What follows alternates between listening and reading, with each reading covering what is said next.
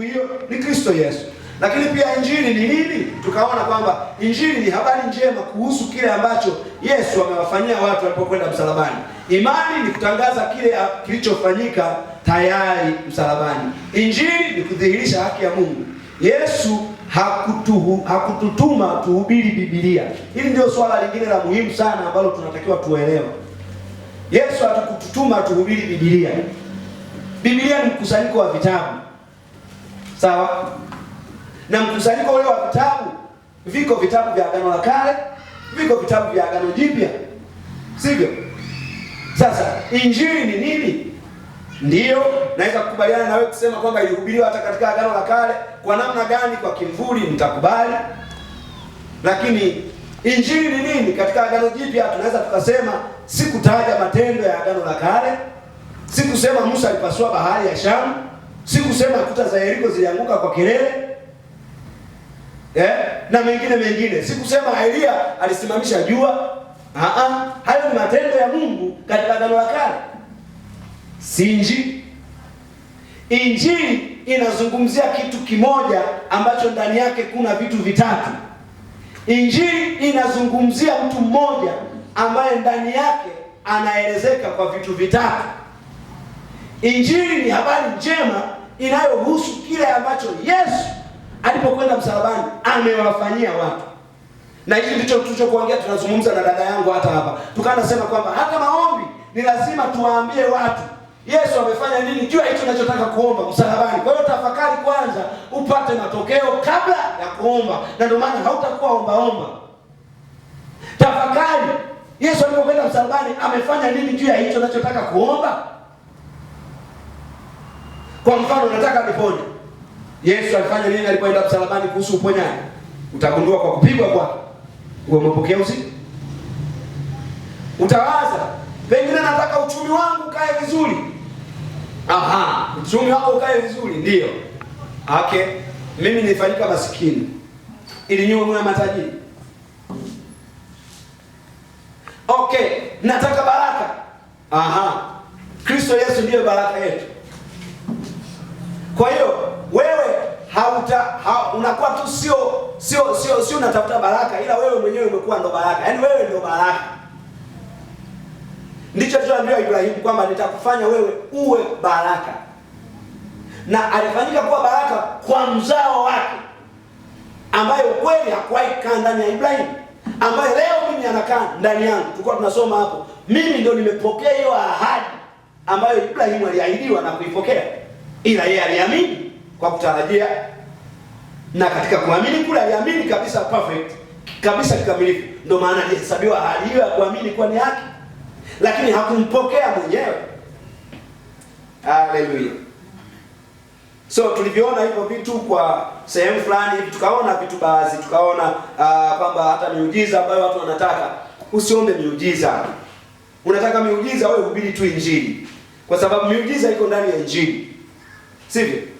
So ukihubiri kile Yesu amefanya kwa ajili ya watu, ghafla vitadhihirika kabisa. Tukaona baadhi ya vitu hayo, tukasema kuielewa haki. Kwa hiyo tukapokuwa tunazungumza haki ni namna gani, kwa sababu haki, unapoijua haki ni muhimu sana kuielewa, yaani kuliko chochote kile ambacho unatakiwa kukielewa.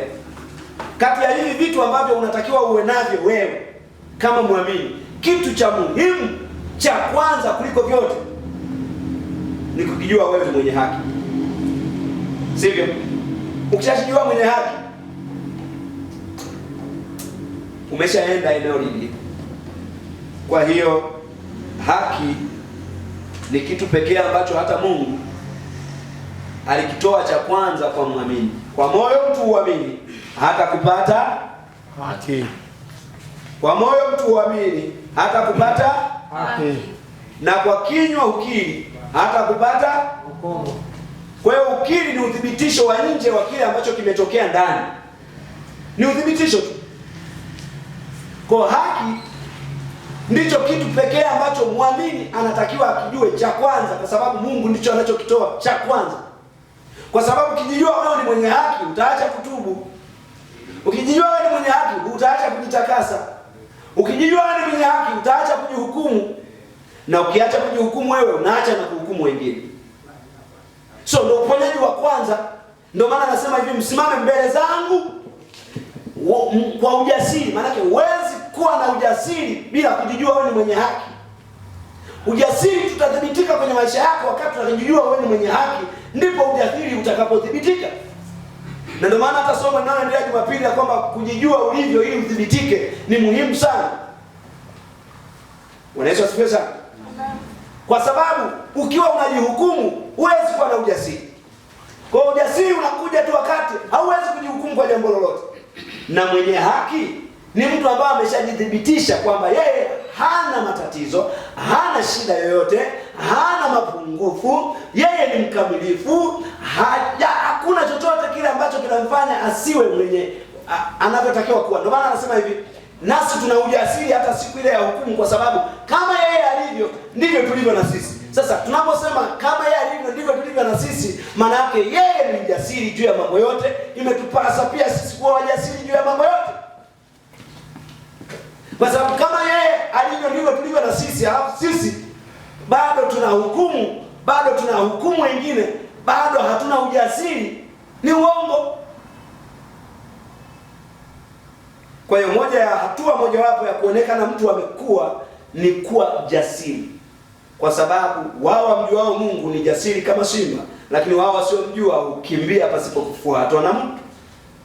Anachungulia kichaka kinamchungulia na yeye huyo umemaliza. Kwa hiyo tukaona hayo na tukasema haki,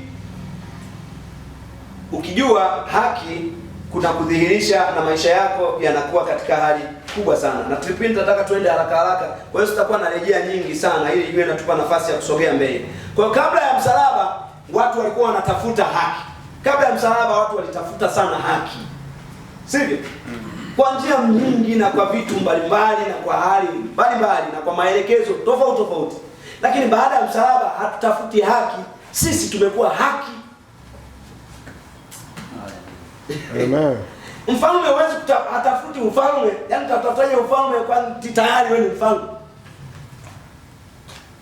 Kwa hiyo sasa hivi kwenye Agano Jipya hatutafuti haki, bali sisi ni haki ya Mungu.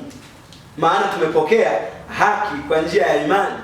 Tumepokea kipawa hicho kwa bure, pasipo gharama. Kwa hiyo tumeshapokea ile haki. Sisi ni wenye haki. Kwa hiyo kitu ambacho kwa mfano ile Wakorinto 2 sura ya 5 na mstari wa 21 inayosema yeye asiyejua dhambi Mungu alimfanya kuwa dhambi kwa ajili yetu, ili sisi tupate kuwa haki ya Mungu katika yeye. Yesu alifanyikaje mwenye dhambi pasipo kutenda dhambi? Kwa matendo yale ambayo Apostoli Jumapili aliongea vizuri sana. Akasema kwamba alitofautisha vizuri, analiongea vizuri kuliko ambavyo mimi nishaikuelezea. Ameongea vizuri sana. Alisema hivi, yale ni makosa ambayo mtu yeyote ataendelea kutenda. Kosa maana yake ni kukosea vile ambavyo hata tu mimi nimesema. Yaani tukiweka kamba hapa sasa hivi tukasema huruhusiwi kuingia hapa, tayari imeshakuwa sheria, unajua. Na ukipita hapa tayari ni kosa. Sivyo? Kwa hiyo kosa ni kufanya kinyume na yule mwenye eneo au mwenye mamlaka fulani husika eneo fulani. Ndio maana kila mahali kuna utaratibu wake. Si mnakumbuka kwenye darasa lile tulipokuwepo mwanzo ilikuwa tunatakiwa tukue viatu. Ndio utaratibu, na ilikuwa ni vizuri kwa sababu ilikuwa ni shule ya watoto, si vyema kuingia na viatu. Walikuwa na deki kupitia vitu mbalimbali, deto na nini, wana deki kwa sababu watoto wadogo wanakuja. Sawa? Sasa hiyo ndio utaratibu wa mahali pale. Na ni mzuri kabisa kwao na vile ambavyo iko, hata kwa wewe ukipewa wewe mtazamo unaona ni sawa kabisa, kwa sababu kuna watoto wadogo wako pale. Unakuja na viatu vyako umekanyaga kule na kule, wenzao wametumia gharama kubwa kufanya tu pawe safi vile. Wameweka dawa ili pasiwe na bakteria yote, kwa sababu watoto wanacheza hapo, pengine peku, wengine pengine hata hawana nguo kwa sababu watoto wadogo. Kwa kiingia na viatu pale umekosea. Ni kweli. Kwa makosa yako. Hata kama mseme mimi sikosei nifanye yapo. Na ndio maana akasema hivi, akatusomea hata ile wa Kolosai ile nafikiri 3:15 kwamba sameheaneni ninyi kwa nyinyi kama vile Mungu alivyowasamehe. Maana yake unapomsamehe mwenzio ambao umemkosea, umemkanyaga vibaya, unapomsamehe Mungu anaponya uhusiano wenu, maana iweni na amani na watu wote.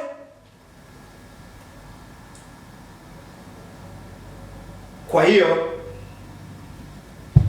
makosa sio dhambi. Na leo tulikuwa tunajaribu kuelezea, hata kwenye ile group tumezungumza sana. Unajua hapa ndipo kuna shida kubwa sana. Watu wanapojaribu kuchanganya dhambi na makosa. Ni kweli Biblia imeyaita hivyo, lakini haijaita kimakosa ikiwa wewe unaufahamu kwa maana ya kuona muktadha na nini kinachoelezewa. Iko wazi kabisa, huwezi yachanganya. Sivyo? Tunafanya tu makosa. Yohana akasema kuna dhambi ya mauti na kuna dhambi sio ya mauti. Paulo anasema kuna dhambi lakini pia kuna matendo ya mwili. Dhambi Yesu anaimention kwenye Yohana 16 mstari wa 9, anasema kwa habari ya dhambi ni kwa sababu hawaniamini mimi. Kwa hiyo dhambi ni kutokumwamini Yesu, na hiyo ndio aliyokuja, na hiyo ndio inayodai mauti. Hiyo haitaki maneno. Hiyo hatuongee uwe mwekundu. Hiyo hatunipige na utichanga na visu. Haitoki. Wala hatuombeje. Lakini dhambi ambayo ni makosa yenyewe haitwi dhambi ya mauti, inaitwa makosa, ni kukosea. Ambako huku ndiko tunakoendelea. Hayo tunapotoka kwenye hayo makosa, cha kwanza inatufanya kuwa na amani na watu wote. Ndicho ninachozungumzia hata kwenye Tito 3 sura ya 10 mstari wa 10. Anasema hayo mwambie watakatifu wadumu katika matendo mema. Hayo ni mazuri na yana faida kwa wanadamu, sio kwa Mungu. Mungu aangalie matendo, kwa sababu kimatendo wote tulikosea. Hakuna hata nitamanika hata mmoja mbele zake. Wote wamechafuka, wote wamejichafulia njia. Tulikuwa tumepotea kama kundi. Isaya anazungumza hivi, anasema tulipotea kama kundi, lakini hilo kundi baada ya kuwepo msituni tena tukapotea mmoja mmoja, yaani ile kundi tena kila mtu amechukua njia yake mwenyewe. Kwa hiyo tulikuwa tumepotea dawa. Kwa hakuna mtu yeyote anatamanika katika kimatendo, hayupo. Ndio maana maandiko yako wazi yanasema hivi, hakuna mwenye mwili atakayehesabiwa haki mbele zake kwa matendo ya sheria. Kwa maana kutambua dhambi huja kwa njia ya sheria. Maana kazi ya sheria ni kutambulisha makosa, na sheria ilikuja ili ionyeshe lile kosa kuwa baya zaidi. Haleluya. Amen. Kwa hiyo hatuwezi kutafuta ufalme wakati sisi ni wafalme. Matendo mema hayazalishi haki, ila haki huzalisha matendo mema. Unataka matendo mazuri, wewe kuwa na haki. Maana yake ni Yesu. Ndio maana pale Yakobo, hata watu wengine waga amuelewe anaposema hivi, nionyeshe imani yako pasipo matendo, mimi nitakuonyesha ya kwangu ya matendo. Hazungumzi matendo ya kutenda. Ndio hiyo tunasema matatizo tu ya watu kutokujua mikutadana, anaongea na nani? Pale alikuwa anaongea na Mafarisayo ambao wao hawajamwamini Yesu, lakini wanajifanya wana haki. Wanatembea wananyata, wana kanzu ndefu paka huku. Wanatembea wameweka paka zile kwenye kola zao, wameweka pamba, kwa sababu tukitoka tu jasho ni dhambi. Kwa hiyo wanajaribu kutimaza, wanasimama kwenye njia na wanaongea. Yohana, Yakobo ndo anaambia, asema hayo tu.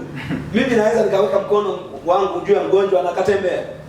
Sasa kama kweli una hiyo imani nayokuambia, yako wapi matendo yako? Kwa sababu huwezi kuwa na imani yasiyo na matendo. Kwa hiyo ukiwa na maneno, yani huwezi kuwa na matendo ya imani pasipo imani. Na huwezi kuwa na imani kwa kosa matendo ya imani. Kwa sababu Yesu ndio imani. Kwa hiyo huwezi kuwa na Yesu kwa kosa matendo ya Yesu. Na ndio maana ni kama tu fedha unapokuwa nayo, kama huna matendo hayo, wewe tu ujana ufahamu na huyo uliye naye. Na ndio maana kazi tunayofanya hapa ni kumwambia kila muamini namna ambavyo amefanyika, ya kwamba anazo nguvu the same, anayo mamlaka the same. Kwa hiyo apply. Haijalishi na nguvu kiasi gani, bila matumizi, bila kuitumia, Yesu ionekana. Hallelujah. Amen. Na kuna mtu mmoja akasema, kwa nini Mungu aliamua kama akaamua kumfanya moyo wa Farao uwe mgumu? Ukiangalia kwenye maandiko unaona kusudi la Mungu ilikuwa ili aonyeshe nguvu zake, kwa sababu Farao alikuwa ndo mkubwa duniani wakati huo. Sawa? Sasa huyu ndo giant, dunia nzima wanamwogopa. Kwa hiyo ilikuwa lazima amuonyeshe umwamba ili watu waseme kama kweli amemweza Thomas. Huyo ndo alikuwa ameshashindikana dunia nzima. Basi huyo so ndio maana acha science, acha na vitu vingine mbalimbali viwepo. Kwa sababu pasipo kuwepo na vitu vinavyosema against, hatuwezi kuona nguvu ya huyu Mungu. Hivyo mambo against ni kutuonyesha the power.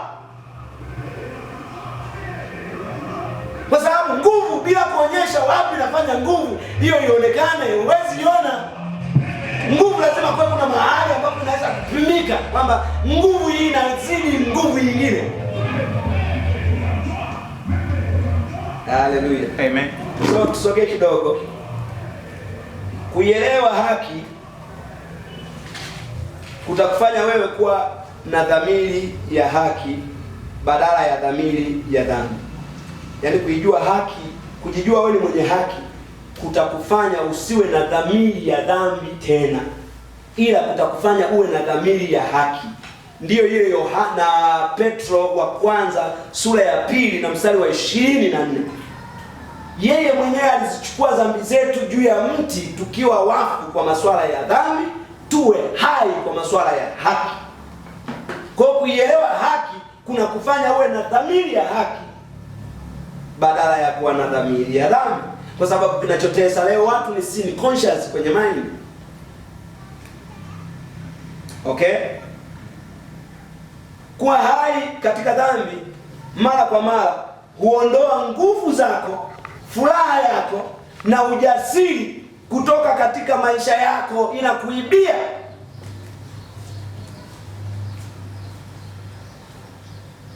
Ni kama ile nilikuwa nakwambia ile kwamba tu hakuna Mungu kama wewe Bwana, hakuna Mungu kama wewe Bwana, kwa uweza wewe. Hapa nakuja na kunongeleza, na wewe Thomas.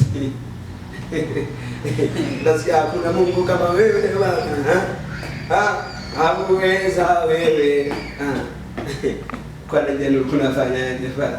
Yaani uko ndio ataufai kabisa. Na hakuna Mungu kama wewe Bwana. Hakuna Mungu kama wewe. Unakuja. Watu wanajua roho, kumbe tu ni sisimko. Unaanza kupiga nduru. Machozi hapo, watu wanajua yani roho yameshuka. Kumbe unasikitika ndani yako na uchungu. Maumivu, umekumbushwa kilichofanya jana. Kwa ni kama kidonda. Unaisha kupiga kelele, nduru nyingi. Unatoka pale uko kiroho mkavu, kitoka hapo na kisi wewe. Ibada ilikuwa ya moto. Ibada haikuwa ya moto. Misisimuko. Dhamiri ya dhambi ndiyo hukufanya ufanye dhambi mara kwa mara. Inakufanya kujihukumu binafsi na hivyo kuwa hukumu wengine.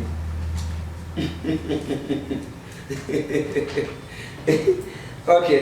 Mafundisho ya uongo focus yake. Nimegonzea. Tukumbe tulishia hapa. Huku tulipita siku ya Ijumaa. Okay, sawa. Sio mbaya kwa ambao hawakuepo, tumerudia hivyo vipengele. Lakini tulikuwa tumeshapitia. Nafikiri tulishia hapa kwamba focus ya mafundisho.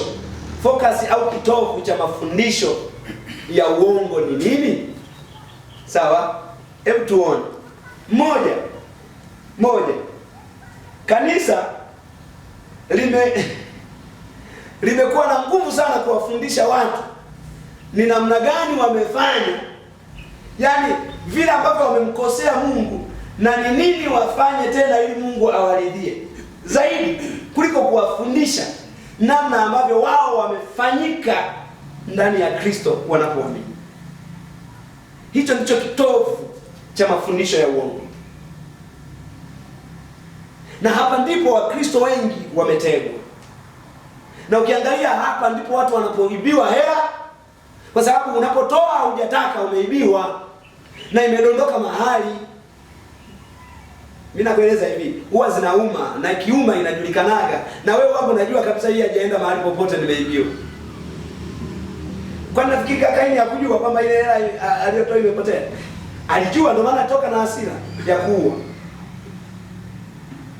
Unaweza kutoka kashangaa, unatoka kutoa alafu unatoka una hasira, hata hutaki kuenda kanisani tena. Unatoka unasema yule napiga, yani yule tatani sirudi hapo. Au wakati mwingine umeshabanwa bana, sasa kuna vitu pale, sasa umebanwa, sasa unaondoka, hata kutoka uwezi, uko tu pale lakini unaumia yani ndani. Mtumwa huo. Usikubali. Tafuta uhuru. Kristo amekwisha kuwaungika kwa huru. Unajua, kwanza huwezi kufanikiwa, alafu utapiga hatua. Kwa sababu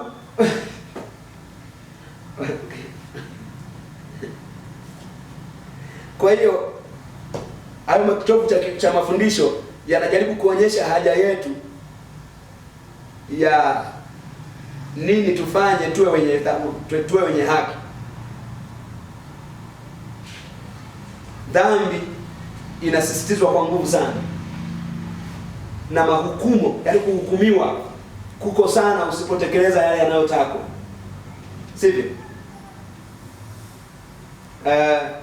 Na ndio maana lazima baba awe na nguvu, ili anachokizungumza kitishe watu. Ndio maana anasema kwamba habari njema, unasikia kitu alafu unatishika, hiyo ni habari njema kweli kwako? Mimi sijaelewa kama habari njema inakuwaga hivyo kwako. Yaani unasikia kabisa kitu ndani yako kinawaka moto, yaani naona kabisa hapana, alafu habari njema. Sisi tumetumwa tuhubiri habari njema. Habari njema zinazohusu kile ambacho Yesu amewafanyia watu msalabani. Tunapotangaza Yesu alipokwenda msalabani, kafanya nini kuhusu afya zenu? Kafanya nini kuhusu hata utoaji wenu? Utoaji mnatoa kama mlivyokusudia moyoni. Moyoni nani anakaa? Anakaa Yesu.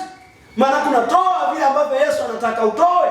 Kwa sababu mnapotoa kama Yesu anavyotaka utoe, Yesu ndiye anayejua kinachokuja kuingia, ili kisikuumize. Unapotoa akiongeza kingine kama kile ama na kuzidi, ili katika hali yako ya kutoa kusiwe na majuto wala kusiwe kuna kuchanganyikiwa, upate uzoefu wa unapotoa kinachotokea, kwa sababu hakuna mtu ambaye alitoa kaishiwa. Lakini wengi wameishiwa kwa kutoa, kwa sababu hawakutoa kwa kupenda. Na mimi ni mmoja wao. Unajua sasa, ikishasema naziri yako unafikiri unafanyaje sasa? Naziri, wewe unacheza na naziri wewe. Na unaonyeshwa pale, unaona naziri. Naziri. Ni basi yeye kujua kabisa kama kuna mtu ndiye alifanya naziri kwa ajili yetu, alizungumza hata Apostle juzi. Ile unajua ndo naziri. Akajiweka wakfu kwa ajili yetu. Akaweka naziri. Akajitenga na vitu vyote kwa ajili yetu.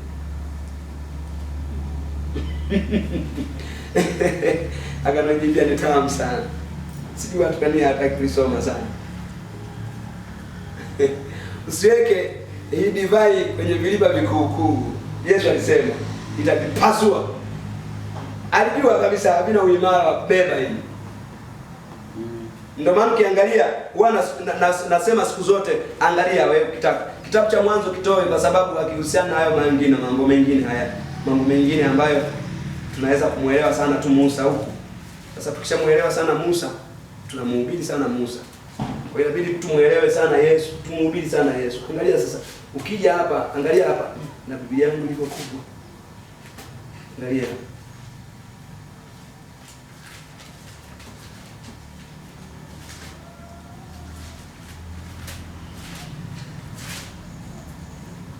Hapa. Can you imagine? Hivi. Tuchukue na hii Agano Jipya. No. Hapa. Hebu mzigo huu katikati. Alafu ndo tunatanguliaga kumezeshwa. Au wote tumemeza. Dhidi ya hichi hapa na hichi hapa. Ona huu mzigo huu hapa. Hapa pote hapa mabomu. Hapa naweza kukutenga hapa nikakuibia ya zote mpaka zikaisha benki nikiamua. Hapa nikakupa na magonjwa na utaugua tu hapa. Yaani nakuuguza, yaani hapa nakuloga. Hapa ni ushauri.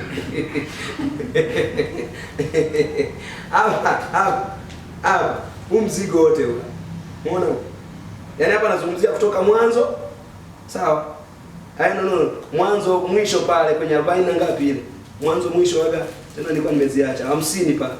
Naongelea hapa mwanzo 50 nilikuwa nimeziacha. Mwanzo 50 alafu na Matendo ya Mitume. 2. Ndio Mitume 2 pale kuanzia 4 pale. Mzigo wote. Tafakari kuhusu. Na hapa ndio unataka kuanza kwa sababu unapotaka kusoma Biblia yote unaanzia wapi? Ndio maana ni vizuri tu alianza mwanzo, kweli ndio mambo yanayotakiwa kuanza huko, ilikuwa vizuri. Ndio maana kuna watu fulani wanatengenezaga Biblia wenyewe wanaziweka tu Agano Jipya peke yake.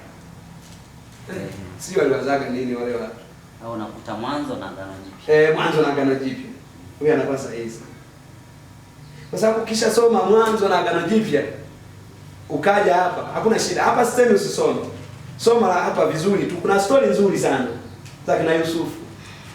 Habari za kina Yakobo na ngazi zinazotoka mbinguni na kina Elia kushusha moto. Ni pazuri sana.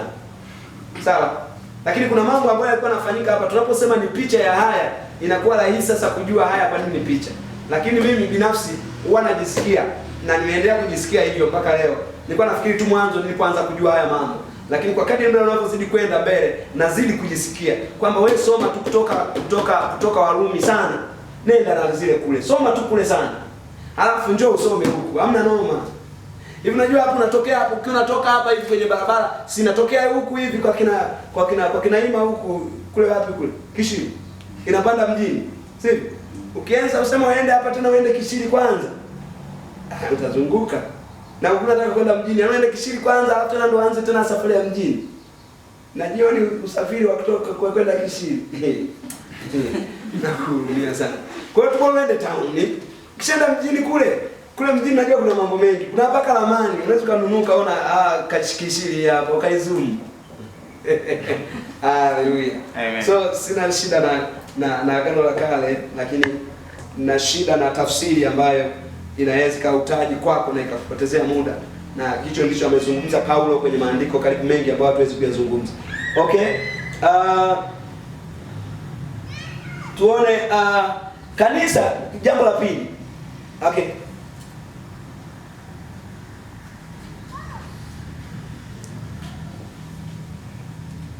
Hapo nilikuwa sijamaliza kwamba kwa hiyo kanisa limekaza kutuonyesha haja yetu ya kuwa wenye haki. Hatua 10 za kufikia nini na nini. Semina hii ya siku 3 itakutoa sio hapo ende kuangusha kuta za kuangusha kuta za kuomboa mzaliwa wa kwanza. Kuomboa mzaliwa wa kwanza. Mimi kwa kweli sijui ni kuta gani basi. Semina ya moto wa Elia. Moto wa Elia. Okay. Amesema Thomas, sijasema mimi. Mimi sijasema kabisa. Mimi sijasema.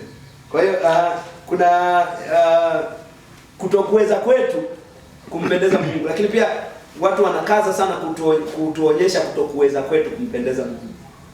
Na ni haja zipi zifanywe ili tumpendeze. Kwa watu wanajitahidi sana kujitakasa sana, kutoa sana, kwenda kufagia kanisani kila Jumapili na jioni sana. Sisemi haya mambo kwa ni mabaya. Lakini usifanye kwa mtazamo ili uonwe na Mungu. Fanya hivyo kama Mungu ameshakuona. Sawa? Yaani hayo yote ni mazuri kufanya. Vizuri asili. Lakini usifanye hivyo eti ndio na mimi nionekane. Mungu anielewe. Niwe na matendo mazuri ili siku moja nikibanwa engo nimkumbushe Mungu. Baba kumbuka. Anageuka na angalia ukuta. Baba nilipotembea na wewe. Kumbuka. Mungu akumbuke. Kwa hiyo Mungu anasahau. Anasema kama vile kwenye kiganja chake. Anasema pamoja na baba anaweza kumsahau mwanae lakini yeye hata sasa wewe unasema kwa nini unafikiri kwamba amekusahau?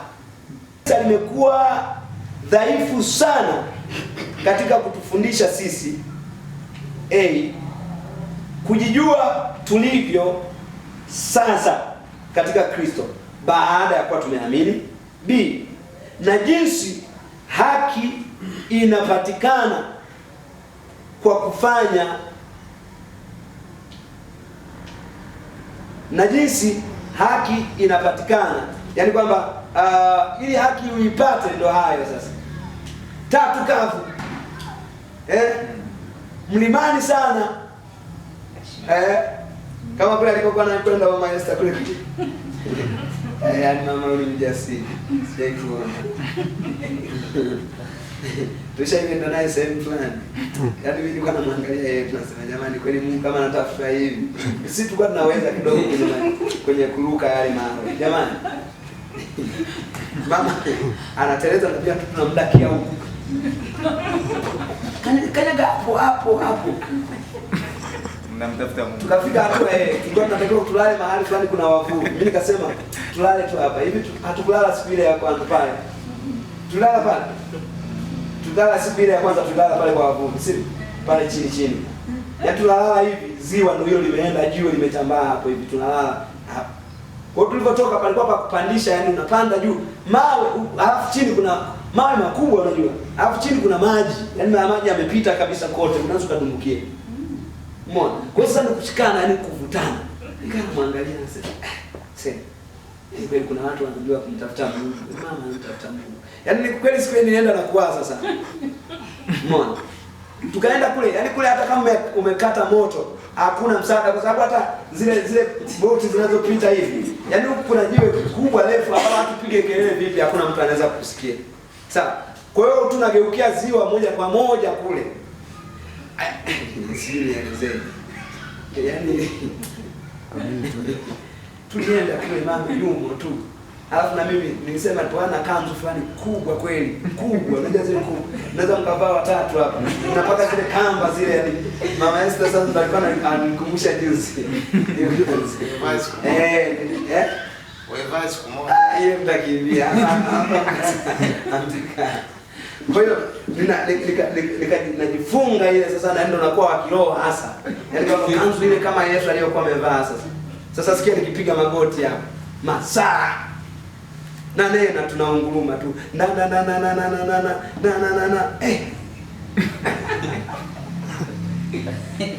So, sawa. Hatusemi mabaya kabisa, hatusemi mabaya, lakini vizuri tukifanya katika uelewa. Haleluya. Kwa hiyo kienda kafunga kule, kaenda kule kwenye mapango hata leo. Sijaenda tu muda labda pengine, lakini kupata muda naweza kwenda, lakini sasa pengine sio kutafuta nguvu tena. Hata kuomba kwenyewe basi labda nataka nipate muda wa kusoma zaidi baadhi ya vitu kwenye utulivu. Lakini sio sasa ni kama fulani wakati ule ilikuwa kabisa nipata nguvu. Tulikaa siku ngapi? 3. Kavu yani, hamna maji, hamna nini yani tuko. Mama yupo. Tulipotaka kutoka tulishindwa kupita kule. Maana hata kulikuwa kuna watu. Hapo tulipotoka tulitembea ili tupate gari. Ni mbali. Ni mahali za kutosha. Haleluya. Amina. So cha tatu lazima yawe mafundisho mengi zaidi. Kwa hiyo kwa sababu ya haya mambo yametokea sana, kwa ni lazima yawepo masomo mengi sana.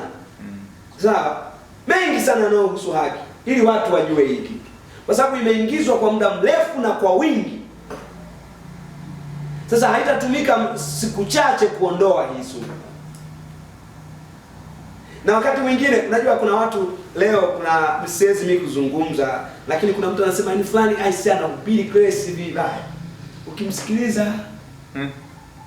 hata nimeshawahi kumsikiliza yapenda ukasikia bwana. Chakula kingi. Alafu sumu kidogo. Unataka kumua panya. Weka chakula kingi, sumu kidogo ili asipate kupata ile harufu. Lakini kwa kadri atakapokuwa anakula utashangaa anaanza kulemua. Kwa hiyo yanahitajika masomo mengi sana na mafundisho mengi sana ya haki ili watu kujua ni wenye haki. Wajijue watu sio kupitia wanachofanya ndio kunawafanya wewe wenye haki. Kwa sababu Yesu kuchukua sehemu yao na wao kuchukua sehemu ya Yesu.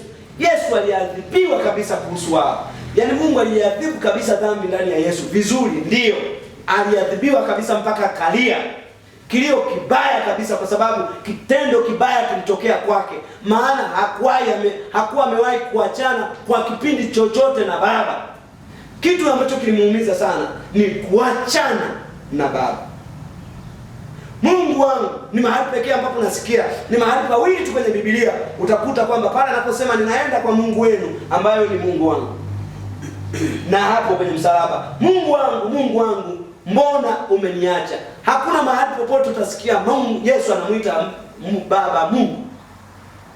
Alikuwa anamuita tu Baba. Lakini hapa Biblia muite Mungu wangu, mbona unaniacha? Giza limekusanyika lote, ambayo ilikuwa ishara ya dhambi, na inawekwa juu ya Yesu.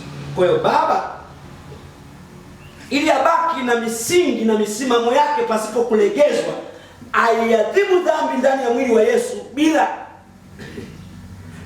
itikadi zake kulegezwa, kwamba hajawahi kuchanganyika ama kuwa na dhambi. Yaani Baba na dhambi hawajawahi kuwa pamoja, kuonyesha ndani ya Baba hakuna uchafu wa aina yoyote. Ndio maana ni kashfa leo unaposema umemwamini Yesu alafu na dhambi, kwa sababu hiyo haikuwezekana. Hata kwa Baba hakuruhusu hiyo,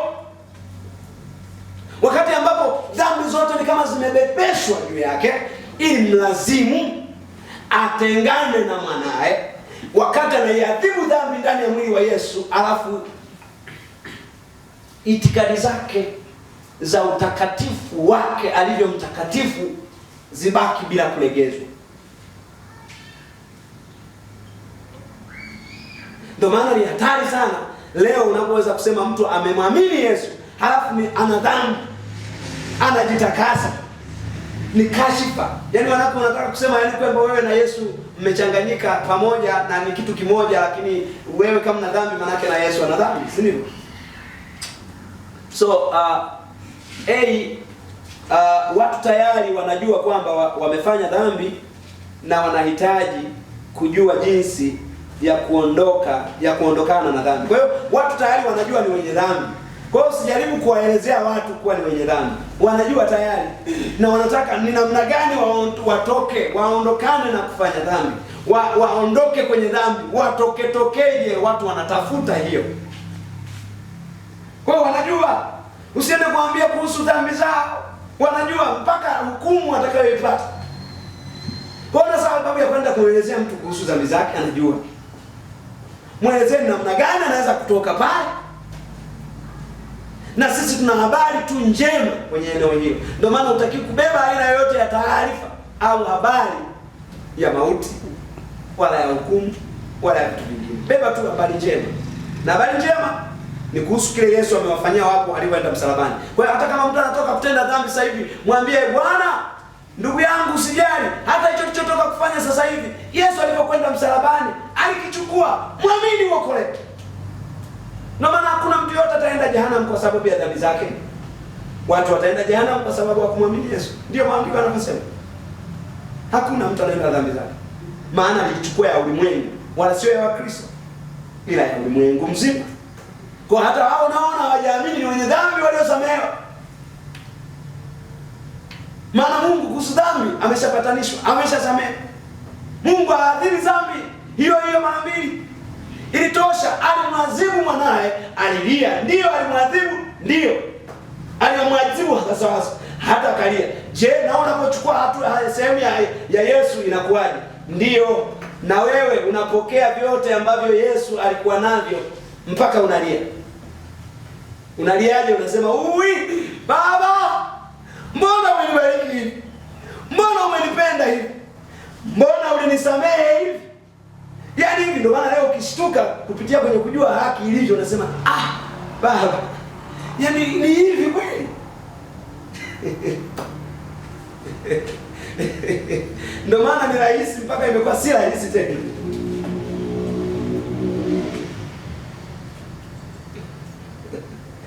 Baadhi msema wakati tutakapokwenda mbinguni basi ndio tutakuwa watakatifu 100%. Mwambie jirani yako pole.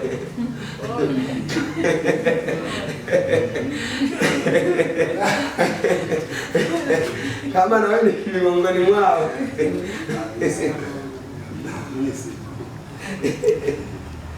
Kama watu wanasema wewe si mwenye haki hapa mpaka uende mbinguni. Kwanza mbinguni ni wapi? Mungu anakaa wapi jamani? Mungu anakaa mbinguni, si? Eti madam, Mungu anakaa mbinguni. Si Mungu anakaa mbinguni?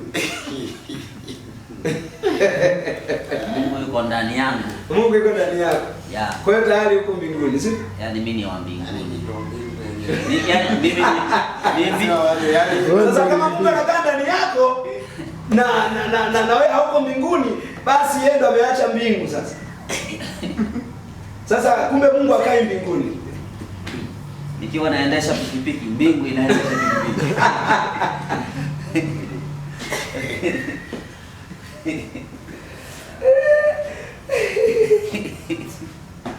Kwamba tutakapoenda kule Mungu ndipo atatokesheka na sisi na tutakuwa kamilifu, yani siku ile. Kuna watu wanasubiri siku ile.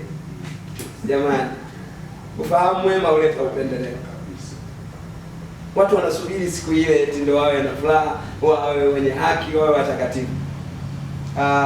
Lakini ukweli hii sio sahihi. Mungu ni ameshatoshekwa na wewe, na ndio maana kwenye Wakorinto wa pili sura ya 5 na mstari wa kuanzia 18 anasema Mungu alikuwa ndani ya Kristo akiupatanisha ulimwengu. 19. Mungu alikuwa ndani ya Kristo akiupatanisha ulimwengu na nafsi yake, asiwahesabie watu makosa yao. Sivyo? Naye ndiye aliyetia ndani yetu neno la nani? Na upatanisho. Kwa sisi wahudumu wa toba, sisi ni wahudumu wa upatanishi. Sisi tunapatanisha watu na Mungu wao. Bwana Yesu asifiwe sana. Amen. Yes, bado kumbe na dakika kidogo. Sawa. Tena sogea kidogo. Anapotuangalia Mungu anatuangalia kupitia Kristo, na anapotuangalia sisi anatuona kama watakatifu ambao hawana kosa lolote. Ndicho ambacho anazungumza kwenye Efeso 1 na mstari wa 4. Unasemaje pale? Efeso 1:4 anasemaje? Efeso 1:4. Mtu ambaye amefikapo haraka. Efeso 1:4 anasema kama vile alivyotuchagua katika yeye. Kama vile alivyotuchagua katika yeye. Kabla ya kuwekwa misingi ya ulimwengu. Kabla ya kuwekwa misingi ya ulimwengu. Ili tuwe watakatifu. Ili tuwe watakatifu. Wewe Mungu ametuchagua tuwe watakatifu, watu wasio na hatia. Watu wasio na hatia. Unaitoa mbele zake katika pendo. Mbele zake, sio mbele ya mkeo au mmeo. Mmeo au mkeo atakushtaki tu. Simama mbele zake. Kama vile dhambi haijaikutenda. Ndicho anachotaka na ndicho anachojua na ndicho ambacho Yesu ameshafanya kwa ajili yako, na ndivyo anavyokuona. Ndio maana si shetani anayekushtaki, anasema roho yako isipokushtaki. Sivyo? Unao ujasiri. Unao ujasiri wewe? Lakini akakupa na uhakika zaidi. Akasema hivi, hata mioyo yenu ikiwashtaki, wewe Mungu ni mkuu kuliko mioyo yenu. Kwa hiyo jitahidi kujionyesha mmekubalika. Watendakazi wasioweza kutayari, ambao hamna mashaka. Kwa sababu hata kama mwanadamu sio mwaminifu, lakini Mungu husalia kuwa mwaminifu. Kwa hiyo tumwamini Mungu. Maana sisi tunapofikiri huo uaminifu wa Mungu unapotea, tena hiyo sio imani, ndio kutokuamini huko. Lazima tuamini Mungu ni mwaminifu juu ya maneno aliyoyasema. Kwa kama tunaamini Mungu kuwa mwaminifu juu ya maneno aliyoyasema, kwa hiyo na sisi lazima tuamini kila alichosema. Kama amesema Mungu ni mkuu kuliko mioyo yetu, tuamini tu sisi. Mstari leo nilikuwa nimesema sitatoka sijausoma. Warumi 8. Acha tu nisome. Kuanzia mstari wa 28. Mwalimu soma basi, wewe ndio unasoma haraka haraka. Warumi 8:28. Nasi twajua ya kuwa katika mambo yote Mungu hufanya kazi pamoja na wale wampendao katika kuwapatia mema, yaani wale walioitwa kwa kusudi lake. 29. Maana wale aliowachagua tangu asili, aliwachagua tangu asili wafananishwe na mfano wa mwana wake, wamfananishwe na mfano wa mwana wake, ili yeye awe mzaliwa wa kwanza, miongoni mwa ndugu wengi. Aha, kwa hiyo na wale aliowachagua tangu asili hao akawaita, na wale aliowaita hao akawahesabia haki. Akawahesabia, hebu rudia hapo. Akawahesabia, na wale aliowaita hao akawahesabia haki, na wale aliowahesabia haki hao akawatukuza. Aise. Ndio maana sasa tunaposema sisi wenye haki hatujicloud. Sawa. Yeye ndo katutangaza. Endelee. Anasema basi tuseme nini juu ya hayo? Mungu akiwa upande wetu, ni nani aliye juu yetu?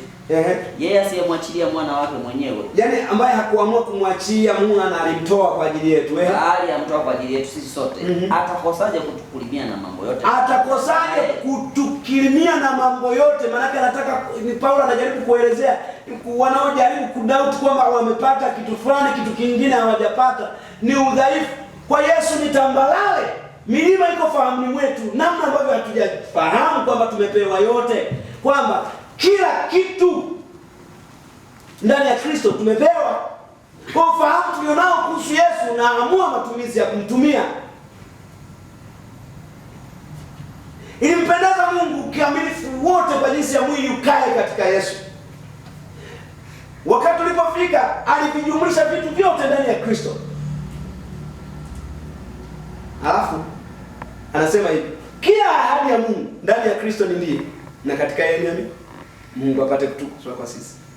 Akaye washtaki anauliza nani? Ni nani? Endelee. Mungu ndiye mwenye kuhesabia haki. Mungu ndiye kawahesabia haki.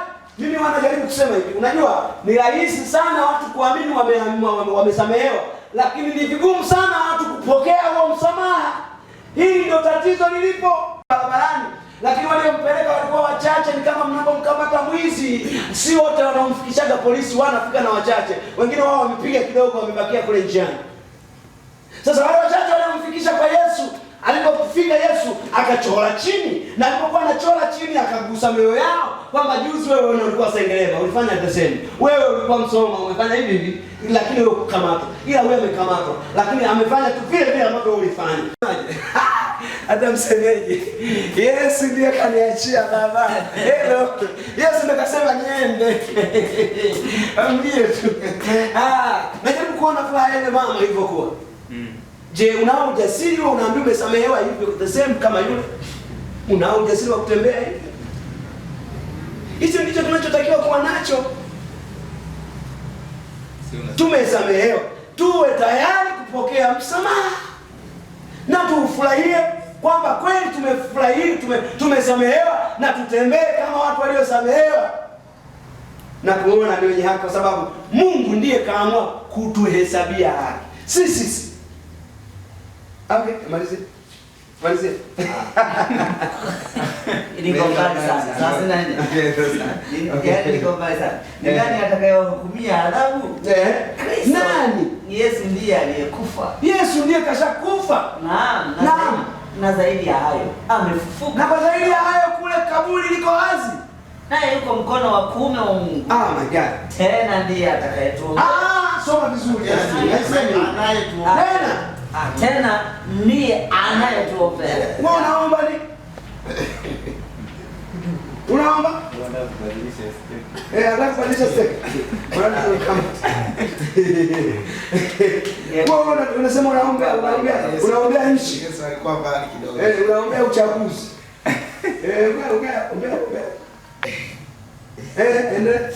Ni nani atakayetutenga na upendo wa Kristo?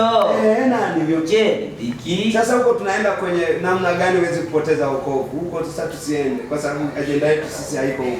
Basi tuishie hapa.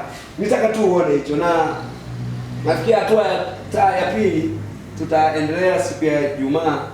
Labda tudadavue hapa kidogo kwa dakika zetu hizo, naona zimefika. Tutaanza kwenye kipengele kinachosema wewe ni mwenye haki 100% mbele za Mungu. Kwa hiyo tutaanza kuangalia kile ile picha ambayo wewe Mungu anakutazama nayo. Yeye anakutazama kama mtu 100%. Nataka tukimaliza hili somo tuwe katika mtazamo ambao sio wa kawaida.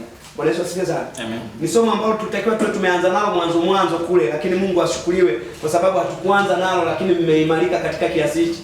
Hili somo linakuja kutuimarisha kikweli. Kwa sababu hapa tutathibitika, tutaona baadhi ya kii ambazo zitafanya mahali kwenye vyumba ambao bado vilikuwa na giza kifunguke kabisa na nuru iangaze. Udhibitike kabisa. Bwana Yesu asifiwe sana. Ndio maana kule kwenye siku kule Jumapili tunaendelea kujua ukweli ili udhibitike. Nimeona Jumapili kumekuwa na vitu vingi vizuri sana. Na tutaona sehemu nyingi ambazo zitaendelea kufunguka. Lakini agenda ni kwamba tumetembea na mtazamo huu kwa ujumla, ili hapa hatua hii tunayoenda nayo tutakuwa wengine hapo mbele. Bwana Yesu asifiwe sana. Kwa sababu ukishathibitika kwa kujua wewe ni mwenye haki, kwa sababu najua kuna mambo mengi na kuna watu wengi ambao bado wanapinga juu ya hicho. Sasa wakati mwingine unapopingwa sana unajikuta nguvu ile inapungua. Sasa hizi kweli zitakusaidia ujae mahali ambapo bado ulikuwa ukipigana sana unapungukiwa. Sasa zitakujazia nyama na utamisuli yako itakuwa imejengwa kabisa. Bwana pewe sifa sana. Basi karibu tujadili tuulizane maswali na vitu vingine pengine kutumia kwa maana sasa. Ninajaribu kuwaza kitu kimoja. Kuna wakati mimi huwa napenda sana kusikiliza Voice of America. Wakisoma ile taarifa ile, mwishoni kule wao wanasema sera ya Marekani. Sera ya Marekani. Kuna vitu wao wanalizungumza na kwa ajili ya ufafanuzi zaidi ni kwamba kitu kishakuwa sera. Haijalishi ni kitu gani kinaweza kikaja kinyume. Sera lazima isimame. Najaribu kuiona sera ya mbinguni. Sera ya mbinguni, mwenye dhambi asihukumiwe. Makofi tafadhali. Sasa basi hakuna hukumu ya adhabu juu ya hao walio katika Kristo Yesu. Maana ile roho uzima aliye katika Kristo Yesu ameniacha huru mbali na sheria ya dhambi na mauti. Maana yale yasiyowezekana kwa sheria kwa vile ilivyokuwa dhaifu kwa sababu ya mwili, Mungu mwenyewe kwa kumtuma mwanae kwa jinsi ya mwili alihukumu dhambi katika mwili.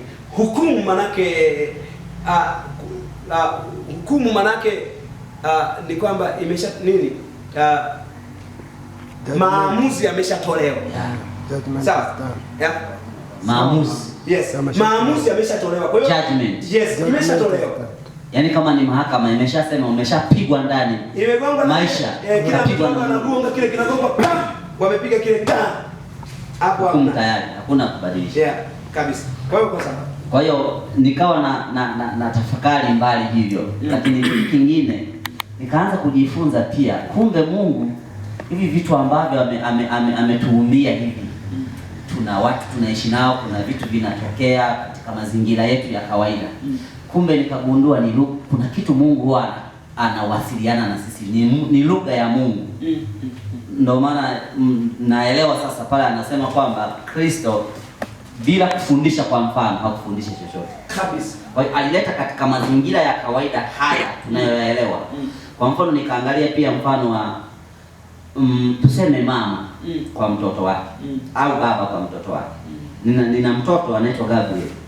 Najaribu kupiga picha hivi Gabriel anaweza akafanya nini nisio upande wake. Wewe unajifanyaga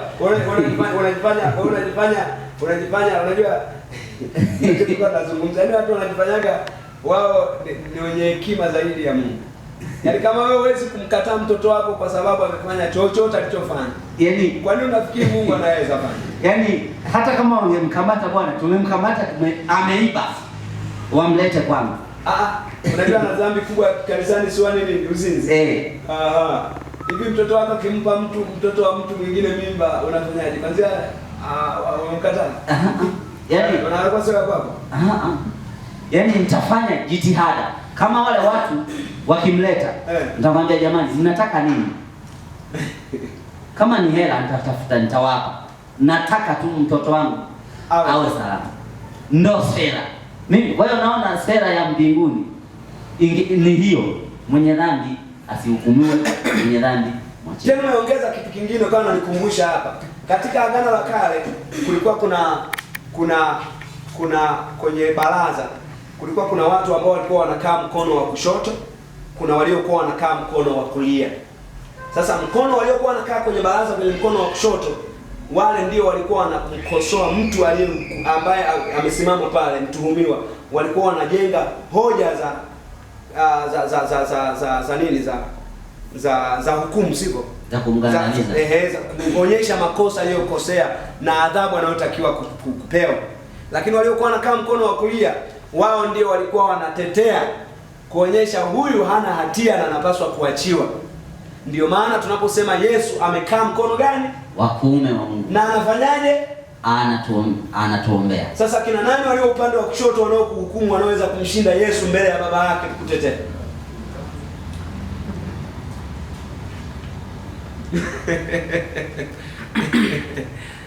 Okay. Amina. Karibu. Asante mwalimu. Umeongea vitu vingi na kweli, hasa kwenye kwamba dini, focus ya mafundisho ya dini ni kumwonyesha mwamini amekosea wapi na afanye nini ili Mungu amridhie. Yeah. Nilikuwa najaribu kupitia hapa, nikawa najaribu kuwaza kile ambacho watu wanaambiwa afanye. Kuna vitu wanaambiwa afanye ili Mungu amridhie, na kuna vitu wanaambiwa usifanye ili Mungu akuridhie.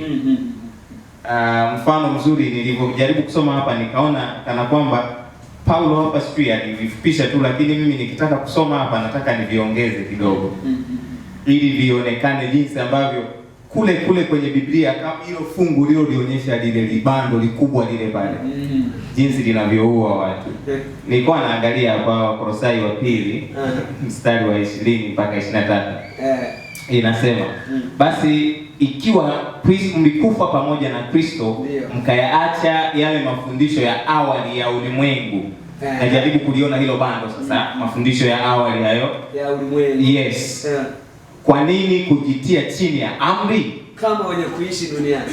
Kama wenye kuishi duniani. Kati nyinyi mnaishi mbinguni. Hilo bando sasa hilo. Najitia kwenye amri. Amri hizo ni zipi sasa? Hapa 21 ndio nataka niongezee hapo. Ametaja vitatu, ila mimi nitaenda zaidi.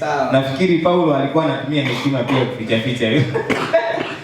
Anasema, msishike, msionje, msiguse, usiibe, usiue, usizini, usiseme uongo. Mambo hayo yote huharibika wakati wa kutumiwa. Hali mkifuata maagizo na mafundisho ya wanadamu. Ndio. Mambo hayo yanaonekana kana kwamba yana hekima katika namna ya ibada mliojitungia wenyewe, na katika kunyenyekea, na katika kuutawala mwili kwa ukali, kwa nguvu mnafanya tu hivi. Kemea. Lakini hayafai kitu kwa kuzizuia tamaa za mwili. Hizo amri usiue, usizini, hayafai kitu. Hebu Justin, nilipenda sana hii. Nenda Warumi 13. Warumi 13. Sasa mwalimu, kabla hujaenda huko natamani ueleze kidogo hapa. Yaani kuna nyama nzuri sana. Ni kweli. Ngoja some hiyo. Mimi nataka tusiwe tumeongezea. Warumi 13 mstari wa kuanzia 8 anasema kuanzia 8 anasema, msiwiwe na mtu chochote isipokuwa kupendana. Kwa maana ampendaye mwenzake ametimiza sheria.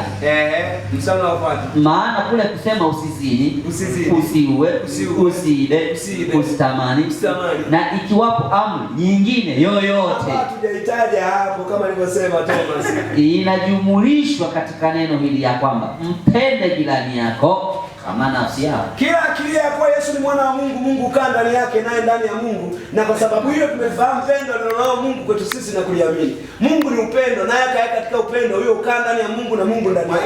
Na kwa sababu hiyo tumeifahamu. Anamalizia mstari wa 10. Malizia.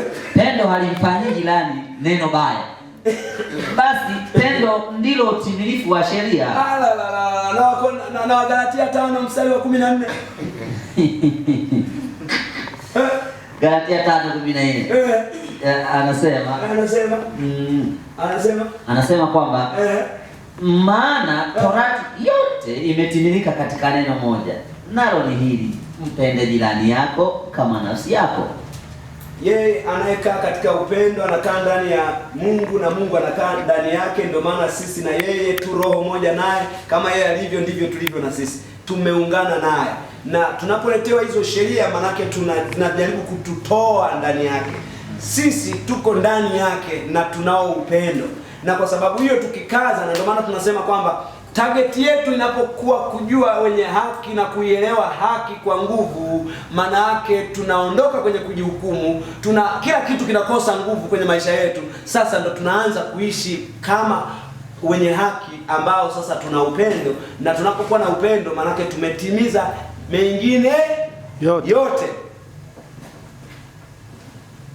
bila kuambiana, kwa sababu unapoambiwa usifanye hivi maana yake umeambiwa kakieleo kadogo tu, ambapo utafanya hivyo lakini utafanya kingine, sivyo?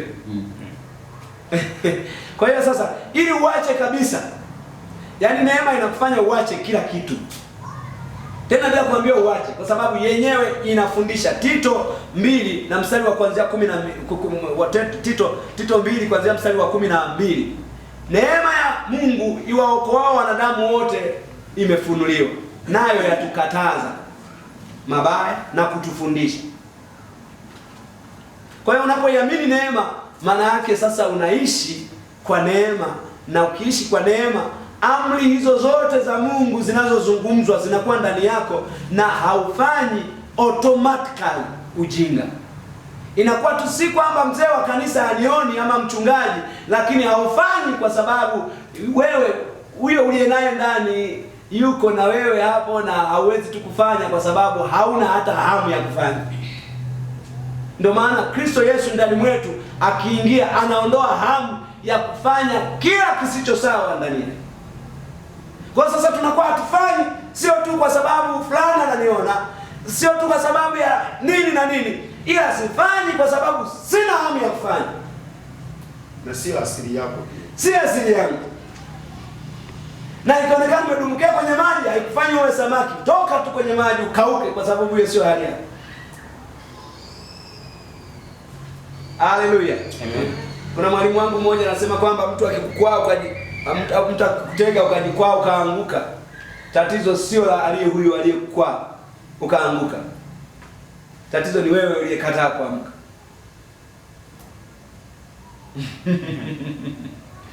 Kwa sababu mwenye haki wangu ataanguka mara ngapi? Mara 7. Ataanguka mara 7, atainuka tena. Mara 7 tu. Mara 7 tu. Mara nyingi. Mzee wa hesabu. 7 mara 70 kwa siku. Tena kwa mtu mmoja huyo huyo. Yaani namkosea huyo, yaani Thomas mimi namkosea mara hiyo. 7 mara 70. Yaani namkosea tu yeye, yaani mara 490 kwa siku. Na Yesu bado anasema hakuna shida. Kwa hiyo ndugu zangu, tunapozungumza haya maneno ni uzima. Na uzima unaangaza ndani ya mioyo yetu na kutudhihirisha. Na haki huwa inaingia katika mazingira ambayo huwezi jua wala kuona, ila utaona tu kudhibitika kwako, kujiamini kwako, kujihukumu kwako kumetoweka, na unaanza kujiona mtu mwenye nguvu ambaye huhukumiki tena.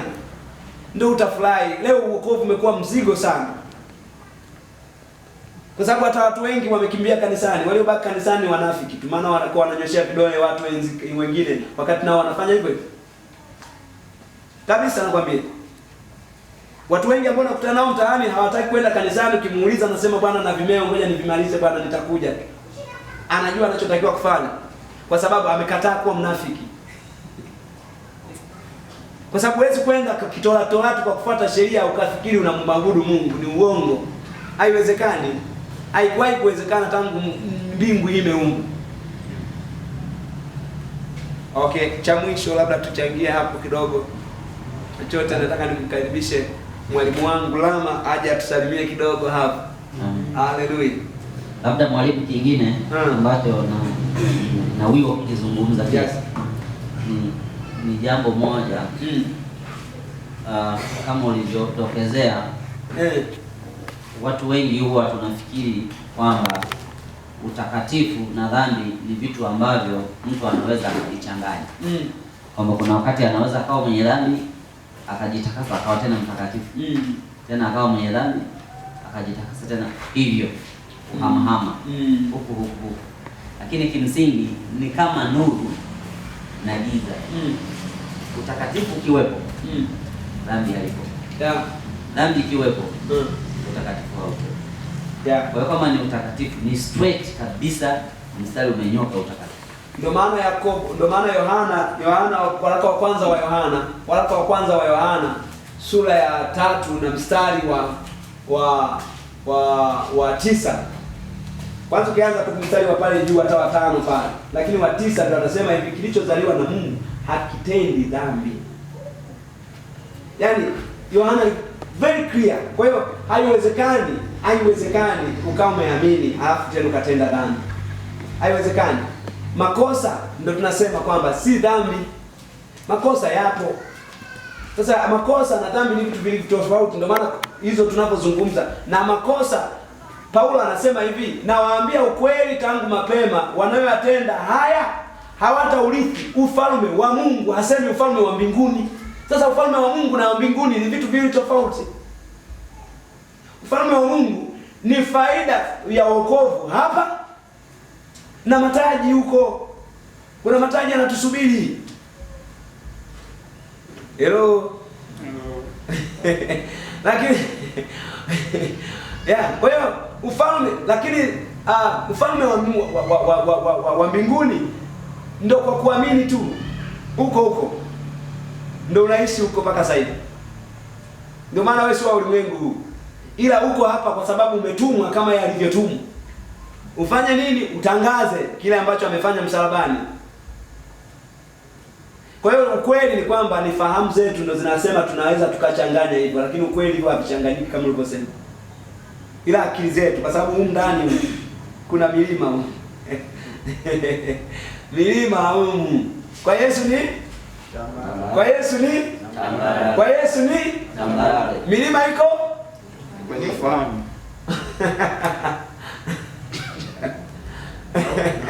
Na huo ndio mshangao watu watakwenda kukumbana nao, kwa sababu kwa kila ambacho walifikiri ndivyo kilivyo, sivyo watakavyoenda kukuta jinsi kilivyo kabisa. Kwa hiyo watajikuta kwamba walipoteza muda mwingi na waliacha vitu vingi ambavyo vilikuwa ni faida yao kabisa. Kwa hiyo wakapoteza nguvu, wakapoteza muda. Kwa hiyo kitakuwa ni mshangao sana baada ya kuamifika. Unajua watu wanafikiri tu kutakuwa na screen kubwa hapa.